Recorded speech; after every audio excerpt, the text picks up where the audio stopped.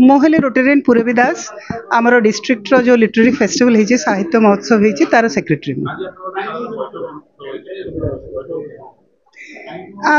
देखो तो रोटरी बहुत कम करुच्ची सोशल कज पे बहुत कम किंतु आम भाषा आम कल्चर ए विषय आमर जी एवं डिस्ट्रिक्ट गवर्नर अच्छा सी ओडिया लिटरेचर स्टूडेंट एवं ओडिया अस्मिता प्रति बहुत माने भाव अच्छी तेणु आम चाहलु यहाँ गत वर्ष आम आरंभ करें चाहलु कि पैसा खर्च हो कि कम हो ये दिगरे आम स्कूल स्टूडेंट मान को डाकिचु तेणु आ बड़ बड़ पोएट को डाकिचु सो स्कूल स्टूडेंट मैंने सागे गोटे इंटराक्शन करेंगे यह आम एम टी स्प्रेड हम यहाँ केवल ओडिया प्योरली ओडिया एथरे आम इंग्राजी कि कौन अन्य मान को डाकिनु तेणु यहाँ गोटे क्रिएटिव वर्कशॉप सब वर्ष करूँ आग को लक्ष्य है गोटे आहु बड़ आकार करूँ आज डिस्ट्रिक्ट गवर्नर अनाउंस कले जे सबू आपणकर आमर जो 4टा जोन अच्छी माने सेंट्रल जोन कटक बालेश्वर बरहमपुर सेपटे जो संबलपुर से सब गोटे गोटे लिटरेरी फेस्टिवल रोटरी करिवो एवं से रोटरियन मान को इन्वॉल्व करके आमे ताको कॉन्शियसनेस बढ़ाइया चाहिए सेटा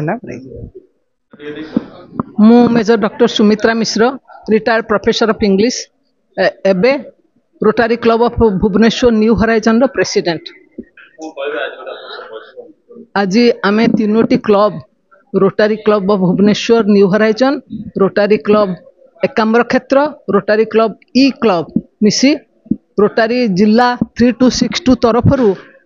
एठी गोटे पोएट्री बा कविता उपर सम्मेलन करूछु 3टा सेशन रे ए सम्मेलन चलची प्रथम सेशन इनागुरल सेशन शेष होईची इनागुरल सेशन रे हमर मुख्य वक्ता मुख्य अतिथि रूपे थिले विशिष्ट भाषाविद देवी प्रसन्न पटनायक पद्मश्री एवं सम्मानित अतिथि भाव थिले वरिष्ठ साहित्यिक और संपादक श्रीजुक्त दास बेनहुर जितेंद्र नारायण दास एवं मुख्य पुरोधा रूपे थिले आमर 3262 रो प्रांतपाल श्रीजुक्त रोटारियन यज्ञाशीष महापात्र महोदय आमर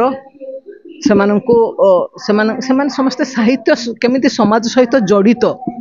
रोटारी जेपरी सेवा सहित जड़ित से प्रकार साहित्य मत एक प्रकार अक्षर सेवा कहले अत्युक्ति हम ना तेणु केमिति साहित्य आ सेवा भितर विशेष प्रभेद नहीं आम जमी रोटारियन माने सेवारे निजक नियोजित करुँ से साहित्य माध्यम आम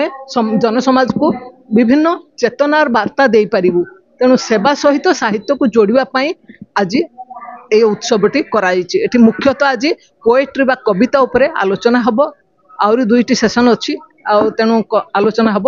एवं आलोचना चली धन्यवाद।